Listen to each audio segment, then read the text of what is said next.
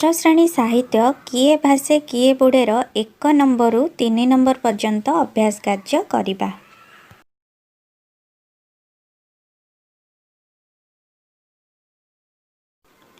1 number ଉତ୍ତର କୁହ। ଡାକବାଜି ଯନ୍ତ୍ରରେ ସକାଳୁ 2 ଜଣ ଲୋକ କ'ଣ ପ୍ରଚାର କରୁଥିଲେ? ଉତ୍ତର ହେଲା ସକାଳୁ 2 ଜଣ ଲୋକ ଡାକବାଜି ଯନ୍ତ୍ରରେ ପ୍ରଚାର କରୁଥିଲେ, ଭାଇ ଓ ଭଉଣୀମାନେ ଦେଖିବାକୁ ଭୁଲନ୍ତୁ ନାହିଁ, ଆଜି ରାତିରେ ଆମର ଏକ ସମ୍ପୂର୍ଣ୍ଣ ନୂଆ ଧରଣର ନାଟକ ଅଭିନୀତ ହେବ। ମନକୁ ଚମକେଇ ଦେବ। ଥରେ ଦେଖିଲେ ଜୀବନସାରା ଭୁଲି ହେବ ନାହିଁ। ଏଥିରେ ବଛା ବଛା ଅଭିନେତା ଅଭିନେତ୍ରୀ ଅଭିନୟ କରିବେ। ଖ ସେମାନେ କେଉଁ ନାଟକ କଥା ପ୍ରଚାର କଲେ? ସେମାନେ ଏକ ନୂଆ ଧରଣର ନାଟକ ଭାସିଲା ପଥର ବୁଡ଼ିଲା ସୋଲ ବିଷୟରେ ପ୍ରଚାର କରୁ। ପୋଲିସ କାହାକୁ ଧରି ନେଇଗଲା? ପୋଲିସ ନିରୀହ ଓ ନିର୍ଦ୍ଦୋଷ ଲୋକଟିକୁ ଧରି ନେଇଗଲା। ଘ ଆର୍କିମେଡ଼ିସ୍ କ'ଣ କହି କହି ଦାଣ୍ଡରେ ଧାଇଁଲେ? ଆର୍କିମେଡ଼ିସ୍ ୟୁରେକା ୟୁରେକା କହି କହି ଦାଣ୍ଡରେ ଧାଇଁଲେ। ରାଜା କ'ଣ ପରୀକ୍ଷା କରିବାକୁ ଚାହିଁଲେ? ରାଜା ତାଙ୍କର ଯେଉଁ ସୁନା ମୁକୁଟଟି ତିଆରି କରିଥିଲେ ତାହା ଖାଣ୍ଟି ସୁନାର କିମ୍ବା କାରିଗର ସେଥିରେ କିଛି ନକଲି ସୁନା ମିଶାଇଛି ତାହା ପରୀକ୍ଷା କରିବାକୁ ଚାହିଁଥିଲେ। ଚ ଆର୍କିମେଡ଼ିସ୍ କେଉଁଠାରେ ଜନ୍ମଗ୍ରହଣ କରିଥିଲେ? ଆର୍କିମେଡ଼ିସ୍ ଇଟାଲୀର ସିସିଲି ଦ୍ୱୀପ ଅନ୍ତର୍ଗତ ସିରାକ୍ୟୁଜ୍ ନାମକ ସହରରେ ଜନ୍ମଗ୍ରହଣ କରିଥିଲେ। 2 ନମ୍ବର ଉତ୍ତର ଲେଖ। କ ନାଟକର ନାଁ ଶୁଣି ଲୋକମାନେ କାହିଁକି ଆଶ୍ଚର୍ଯ୍ୟାନ୍ୱିତ ହେଲେ? ନା ଯାତ୍ରା ଦଳ ପ୍ରଚାର କଲେ ନାଟକର ନାଁ ଭାସିଲା ପଥର ବୁଡ଼ିଲା ସୋଲ। ସମସ୍ତେ ଭଲ ଭାବେ ଜାଣନ୍ତି ପଥର ବୁଡ଼େ ସୋଲ ଭାସେ, ମାତ୍ର ଯାତ୍ରା ଦଳ କହୁଛନ୍ତି ସମ୍ପୂର୍ଣ୍ଣ ବିପରୀତ କଥା। ପଥର ଭାସିବ ଓ ସୋଲ ବୁଡ଼ିବ। ତେଣୁ ଲୋକମାନେ ଆଶ୍ଚର୍ଯ୍ୟାନ୍ୱିତ ହେଲେ। ଖ କେଉଁ କାରଣରୁ ନାଟକ ଶେଷରେ ଲୋକମାନେ ନିରାଶ ହେଲେ? ଯାତ୍ରାରେ ପଥର ନଥିଲା କି ସୋଲ ବି ନଥିଲା, ପାଣି ମଧ୍ୟ ନଥିଲା। ନିତିଦିନିଆ ଘଟଣା ପରି ନାଟକର ବିଷୟବସ୍ତୁ ଥିଲା। ଆଉ 2 ଜଣଙ୍କ ମଧ୍ୟରେ ଲଢ଼େଇକୁ ନେଇ ନାଟକ ଚାଲିଥିଲା। ସେଥିପାଇଁ ଲୋକମାନେ ନିରାଶ ହେଲେ।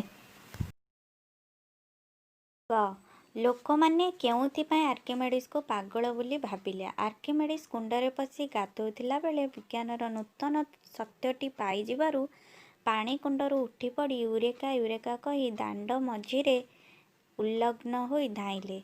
ତାଙ୍କୁ ଏପରି ଅବସ୍ଥାରେ ଦେଖି ଲୋକମାନେ ପାଗଳ ବୋଲି ଭାବିଲେ। ଆର୍କିମେଡ଼ିସ୍ ଏତେ ବିହ୍ୱଳ ହେବାର କାରଣ କ'ଣ? ଆର୍କିମେଡ଼ିସ୍ ବହୁ ଦିନ ଧରି ଖୋଜୁଥିବା ବିଜ୍ଞାନର ନୂତନତ୍ୱ ହଠାତ୍ ପାଇଯିବାରୁ ଖୁସିରେ ଏତେ ବିହ୍ୱଳ ହୋଇ ଯାଇଥିଲେ। ଆର୍କିମେଡ଼ିସ୍ କେଉଁ ସକାଶେ ଚିନ୍ତିତ ଥିଲେ?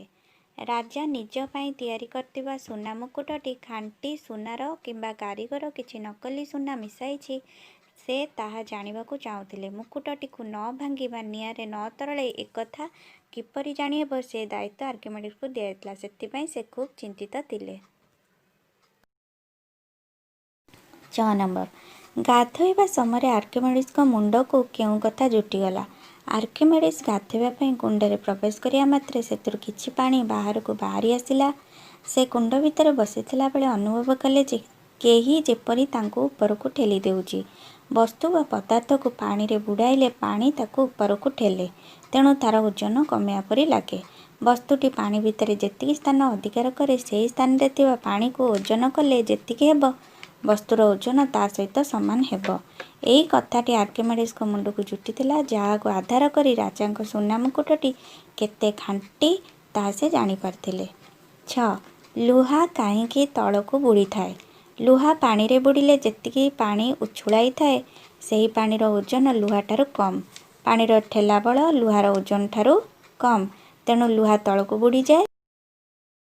ନମ୍ବର ସରଳ ଭାଷାରେ ବୁଝାଇ ଲେଖ। ସବୁ କଥାକୁ ଏମିତି ନିଠେଇ କରି ଧରୁଛି, ଆଜିକାଲି ପିଲାଙ୍କର ଲକ୍ଷଣ ହେଉଛି ଏଇଆ। ଉକ୍ତ ଗଦ୍ୟାଂଶଟି ପଠିତ ଆମ ସାହିତ୍ୟ ପୁସ୍ତକସ୍ଥ କିଏ ଭାସେ କିଏ ବୁଡ଼େ ପ୍ରବନ୍ଧରୁ ଆନୀତ।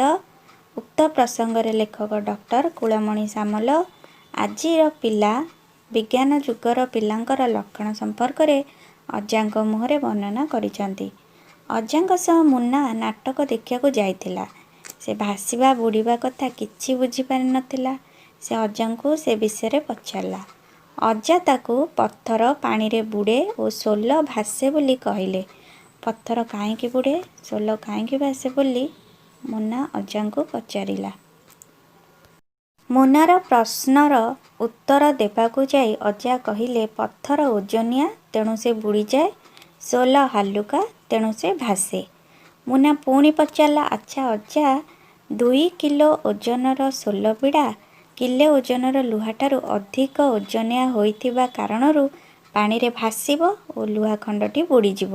ମୁନାର ଏଭଳି ପ୍ରଶ୍ନରେ ଅଜା ଅଡ଼ୁଆରେ ପଡ଼ିଗଲେ।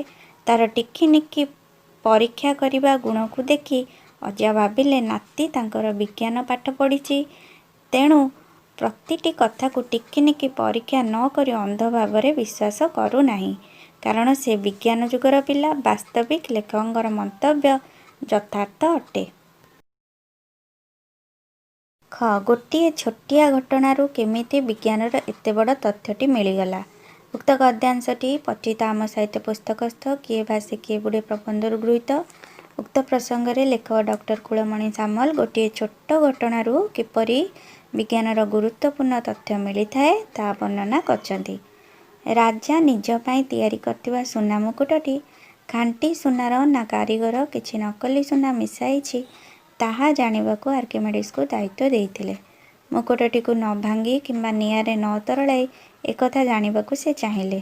ଆର୍କିମେଡ଼ିସ୍ ବହୁତ ଦିନ ଧରି ଏ ବିଷୟରେ ଚିନ୍ତା କଲା ପରେ ଥରେ ଗାଧୁଆଘର ପାଣିକୁଣ୍ଡରେ ପଶି ଗାଧୋଇଲା ବେଳେ ଏ ବିଜ୍ଞାନ ତଥ୍ୟଟି ଜାଣିପାରିଲେ। ପାଣିକୁଣ୍ଡରେ ବସିବା ଫଳରେ ଯେତିକି ପରିମାଣର ପାଣି ବାହାରକୁ ଉଛୁଳିଗଲା, ସେହି ପରିମାଣର ଠେଲା ବଳ ପ୍ରୟୋଗ କରି ପାଣି ତାଙ୍କୁ ଉପରକୁ ଠେଲୁଥିବାର ସେ ଅନୁଭବ କଲେ। ଏହି ତଥ୍ୟକୁ ଆଧାର କରି ଆର୍କିମେଡ଼ିସ୍ ରାଜାଙ୍କ ସୁନା ମୁକୁଟଟି ଖାଣ୍ଟି ସୁନାରେ ତିଆରି କି ନକଲି ସୁନାରେ ତିଆରି ତାହା ଜାଣିପାରିଥିଲେ। ସାମାନ୍ୟ ଗୋଟିଏ ଛୋଟ ଘଟଣାରୁ ବିଜ୍ଞାନର ଏତେ ବଡ଼ ତଥ୍ୟ ମିଳିବ ତାହା ସେ ସ୍ୱପ୍ନରେ ସୁଦ୍ଧା ଭାବିନଥିଲେ। ଆଶା କରେ ଆପଣ ସମସ୍ତଙ୍କୁ ଏ ଭିଡ଼ିଓଟି ଭଲ ଲାଗିଥିବ। ଯଦି ଭଲ ଲାଗିଥିବ ଲାଇକ୍ କରିବେ, କମେଣ୍ଟ କରିବେ ଆଉ ସେୟାର କରିବେ ଆଉ ସବସ୍କ୍ରାଇବ୍ ବି କରିବେ।